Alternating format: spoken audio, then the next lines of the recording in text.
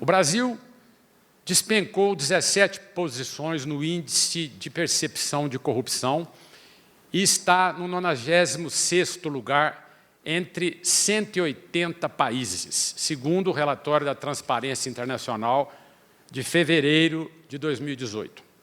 Esta notícia espantosa demonstra que, apesar dos esforços da Lava Jato no combate à corrupção, estamos longe de conseguir controlar este eterno mal que nos assola. O procurador Deltan Dallagnol estima o prejuízo com desvios, com corrupção, em 200 bilhões por ano. Mas, se analisarmos as perdas das empresas e dos trabalhadores com a crise provocada por tais atos, o país, e pela falta de seriedade da política, esta cifra sobe para 3 trilhões de reais. Esse malefício provocou o fechamento de 31,6% das empresas em 2018, em relação a 2015, sendo que o percentual sobe para 85% quando se considera somente as pequenas empresas. Da mesma forma, o desemprego cresceu, segundo o IBGE, e foram perdidos 3,3 milhões de postos de trabalho com carteira assinada. Com tantos infortúnios, o Brasil, em 2017, despencou 19 posições no Índice de Desenvolvimento Humano da ONU, que mede a diferença entre países ricos e pobres, e aprofundou drasticamente a falta de qualidade de vida e de segurança da população brasileira. A pergunta que fica é: como chegamos a esta situação? A resposta passa pelas regras de nossa pseudodemocracia, que impõe a obrigatoriedade do voto quando 21% de nossa população, quase 30% dos eleitores, recebe subsídios ou benefícios do governo e tem um baixíssimo grau de escolaridade, significando uma baixa escolaridade e uma incapacidade por um voto consciente e imparcial.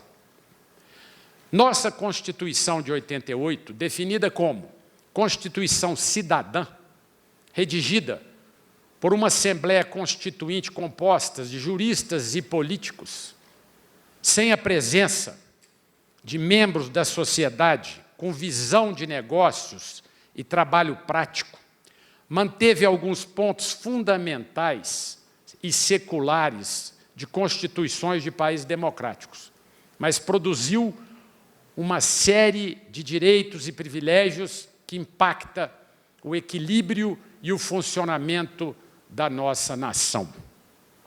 O excesso de PECs aprovadas ao longo dos anos também criou uma espécie de colcha de retalhos que aumenta o risco de um claro entendimento sobre seus artigos. O Pacto Federativo, que regula a distribuição dos impostos e define que a União deve ficar com 58%, os estados com 24% e os municípios com 18%, está totalmente equivocado, necessitando de uma inversão significativa entre a União e os municípios, já que nas cidades é que o pagador de impostos reside e pode acompanhar o uso correto de seus recursos. A representatividade política dos estados não é proporcional à população, provocando distúrbios significativos. O Nordeste tem 9 deputados e representa 26,1% da população brasileira, mas tem 151 deputados federais e 27 senadores, enquanto São Paulo tem 21,7% da população e tem 70 deputados federais e 3 senadores. A Justiça E a Justiça do Trabalho, que deveria ser uma vara da justiça comum, julgam mediante interpretações pessoais de seus membros e imputam grandes prejuízos às empresas e à população. Isto poderia ser coibido por uma corregedoria atuante que evitasse tais práticas, além de impedir a insegurança jurídica. A CLT abriga anomalias como a multa de 40% sobre fundo de garantia, que deturpa a razão do fundo e perverte as relações de trabalho. A independência da Receita Federal na definição de regras, decretos e interpretações da cobrança de impostos deturpa a relação e a confiança com os pagadores de tributos.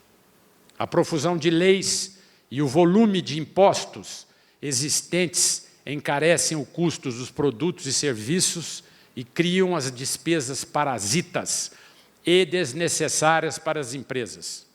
A poderosa máquina de contrabando paraguaia causou um prejuízo de 146 bilhões de reais aos cofres públicos no ano passado e vai continuar a produzir danos com a entrada de armas, drogas e produtos pirateados em nosso país. A Justiça discute se o réu deve ser preso após o julgamento em segunda instância. Mas a legislação garante um absurdo de embargos protelatórios que um advogado caro e bem relacionado transforma em arma para adiar a punição ou provocar a caducidade do crime. O problema não está na definição do momento da prisão, e sim na extrema morosidade da estrutura judicial. O Supremo Tribunal Federal não cumpre seu papel de guardião da Constituição, ao ceder pressão de políticos com interpretações duvidosas de seus artigos, e seus membros mais parecem protagonistas de um circo mambembe, com ministros indicados sem critérios técnicos e cheios de vaidade e arroubos de grandezas individuais. Essa desorganização do Estado brasileiro, com tantas deformidades e vícios, é fruto da omissão da sociedade produtiva, que sempre preferiu manter distância da política. A máxima: quando não se sabe para onde quer ir, qualquer lugar serve. Está mais viva do que nunca. O papel das associações, como a CDL Uberlândia, de forma premente se faz necessário para instruir, fomentar e intervir na política brasileira em todos os níveis, garantindo o direito de termos um país amigo da livre iniciativa, com liberdade para prosperar, crédito justo e abundante para financiar e regras claras para se empreender. Só assim teremos paz, justiça social e garantia de mudanças reais para as próximas gerações.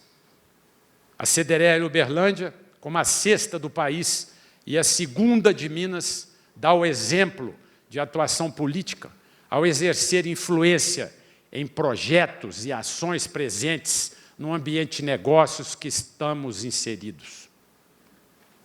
E termino deixando aqui a reflexão e a frase. Precisamos assumir que o Brasil é nosso. Muito obrigado a todos.